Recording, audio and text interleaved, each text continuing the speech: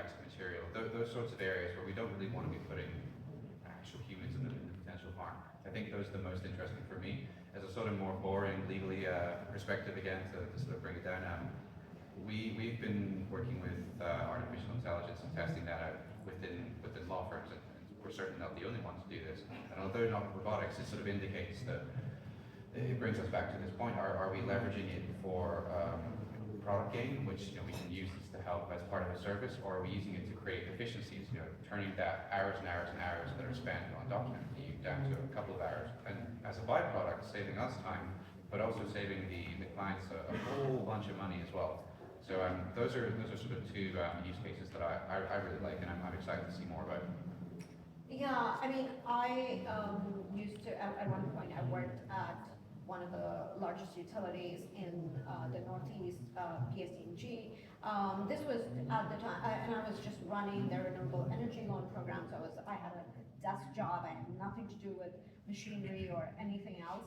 But it was a time when we had Superstorm Sandy, and there were a lot of down trees, there were flooding, there were live wires everywhere, and it was very difficult for the utility to actually. It took months to get power back in some of the areas, and it was also very difficult and very dangerous for the utility to have its employees go out, like the engineers and the line people to go out and take control of those live wires, or even look for where those problems were.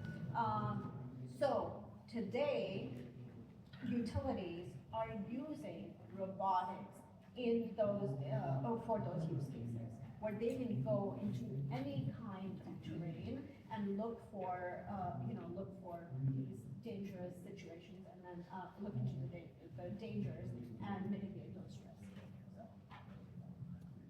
So most of the spots in the world are used in industrial inspection applications, factories, warehouses, looking for troublesome machinery, like overheating pumps and leaking air ducts and stuff like that. But to me, the really compelling use case is public safety. We've had a number of robots adopted by police departments and fire departments right here in Manhattan. A year and a half or so ago, there was a parking garage collapse in lower Manhattan, and FDNY sent in their robot to look for victims or survivors. The robot went up the stairs, identified a victim who was no longer alive. Sad outcome, but that meant they knew they didn't have to send in firefighters at risk to themselves because the structure was unstable to even find out whether there was someone to rescue. They could see it through the remote camera on the robot. So super application there. We recently had a robot shot 3 times. This was in Cape Cod, Massachusetts. Mass State Police was using the robot.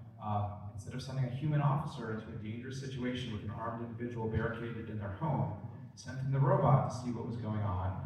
The individual kicked and knocked over the robot, which then got back up again, as it does, and then he decided, all right, I'm going to shoot this thing. It did disable the robot, didn't destroy it. The robot is now in our robot museum at the office, but to us, that was an amazing validation of using the robot to keep people safe from harm in a situation where the only other way to do it would have been sending in someone at risk to themselves, but also to the perpetrator, because now you've got an armed officer, an armed suspect. How is that likely to end? At least with the robot, the machine is at risk and not another human being. So to us, that's the best use case, keeping people safe from harm. Wow, that's a great example. I mean, I would definitely prefer using this robot in all these dangerous situations. And yet, we all